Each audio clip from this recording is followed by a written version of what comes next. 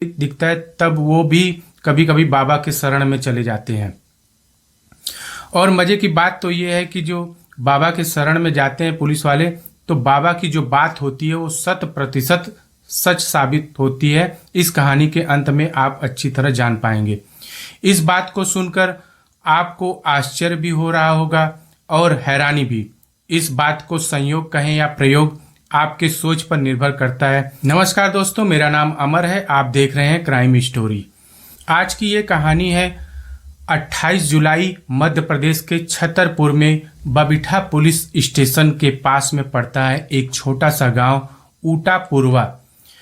सुबह सुबह ही इस गांव में लोग टहल रहे थे, घूम रहे थे।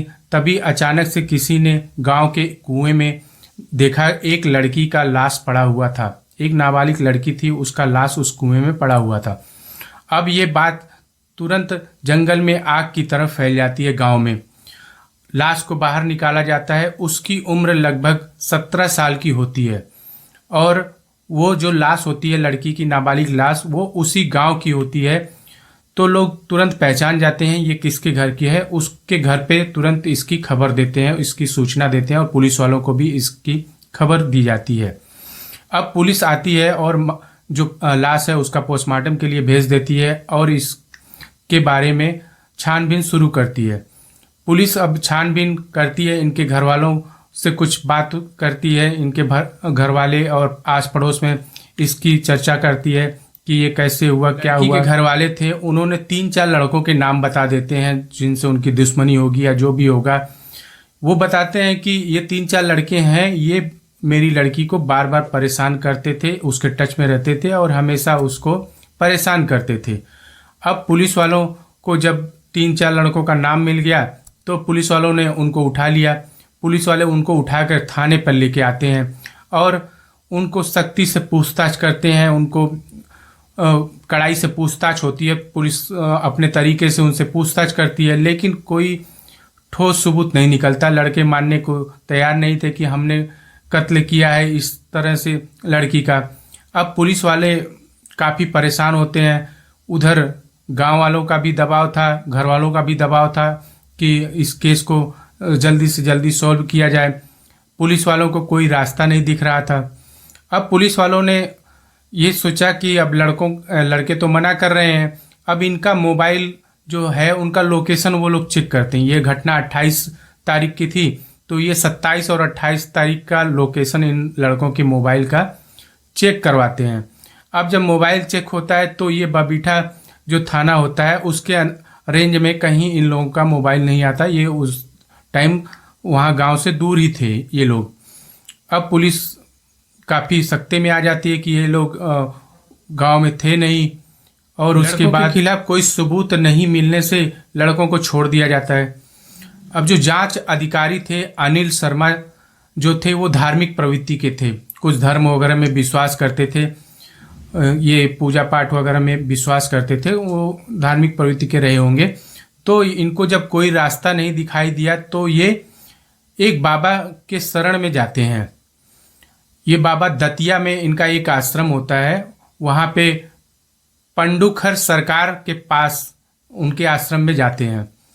बाबा को सारी बात बताते हैं कि गांव में ऐसे एक लड़की का लाश मिला है और वो जो लाश है वो घर वालों ने 3-4 लड़कों के नाम बताए। उन लड़कों से काफ़ी सख्ती से पूछताछ हुआ, लेकिन कोई फ़ायदा नहीं हुआ, कोई सुराग नहीं मिल रहा है। तमाम हमने कोशिशें कर ली, सारे जांच कर लिए, लेकिन कोई भी सुराग हम लोगों को नहीं मिल रहा है। अब बाबा जी जब सारी बात इनकी सुनते हैं पुलिस वालों की, तब बाबा जी अपना ध्यान लगाते हैं, कुछ मिनट तक सोचते हैं, समझते हैं, अपना जो भी उनका शक्ति वगैरह होगा उससे अपना कांटेक्ट करते हैं, जो भी जैसे भी। तो बाबा जी कुछ समय रुकने के बाद फिर पुलिस वालों को एक क्लू देते हैं। अब पुलिस वाले जब ये क्लू पाते हैं तो उनके चेहरे पर रौनक आ जाती है कि चलो बाबा जी ने बोला है तो सही बात होगी। बाबा जी ने बोला कि उस परिवार का ही कोई सदस्य है जिसने ये हत्या की है। अब पुलिस वाले ने बाबा की बात मानकर पहुंच जाते हैं उनके गांव में। अब गांव वालों से पूछताछ करते हैं तो एक और कहानी निकल के आती है। अब उसमें होता क्या है कि वो जो लड़की थी उसके माँ बाप से वो अलग रह रही थी। वो अपने चाचा और दादी के यहाँ वो लड़की रहती थी। माँ बाप कहीं और अपनी मजदूरी वगैरह करके अपना गुजारा कर रहे थे। वो गांव में ही उस लड़की को छोड़ दिया था, अपने चाचा के यहाँ वो रहती थी। पुलिस जो है वो सूंघ कर पता लगा लेती है। अब क्लू मिल गया है तो ये तो बहुत बड़ी बात थी। अब गांव में जब पूछताछ करने के बाद इनके घर पे पहुंचती है, लड़की के घर पे, तो लड़की के चाचा जो होते हैं उनको अपने साथ ले आती है। उनका नाम तीरथ नाम होता है। चाचा जो होते हैं उनका नाम तीरथ होता है। अब उनको पुलिस पकड़ के ले आती है थाने में और सख्ती से पूछताछ करती है तीरथ से। अब तीरथ को जब सख्ती से पूछताछ की जाती है तो वो सारे अपना गुनाह कबूल करने लगते हैं कि हाँ मैंने ही मारा है लड़की को। लेकिन इधर क्या होता है कि घर वाले जो हैं वो काफ़ी परेशान हो जाते हैं कि हमारे घर से ही लड़की का हत्या हो गया और जो हमने 3-4 लोगों के नाम बताए थे उनको भी पुलिस छोड़ दी और पता नहीं पैसे लेकर या किस दबाव में, और इन्होंने हमारे घर से ही एक आदमी को उठा लिया। अब इनको पुलिस वालों ने ये भी बताया कि बाबा ने बताया है कि तुम्हारे घर का ही है और यही है। इसने अपने गुनाह को भी कबूल कर लिया है। अब घर वाले काफ़ी परेशान होते हैं। लड़की का जो चाचा होता है, जब पुलिस वाले सख्ती से पूछते हैं तो वो अपने गुनाह में कबूल करते हैं कि लड़की जो थी उसको मैंने काफ़ी बार समझाया, उसका चरित्र सही नहीं था, वो लड़कों के टच में रहती थी, वो पढ़ाई में कम और फालतू चीज़ों में उसका ज़्यादा ध्यान था। परिवार की बदनामी होगी, लड़की बड़ी थी, बदनामी होगी। कई बार समझाने के बावजूद जब वो नहीं मानी तब मैंने ऐसा कदम उठाया, उसका गला दबाकर हत्या करके उसको कुएं में फेंक दिया कि इसका जो है शक मेरे ऊपर ना आए। और जब कुएं में लाश मिलेगी तो जाहिर सी बात है कि लोग दूसरे को ही समझेंगे। तो ये सारा प्लान चाचा का था।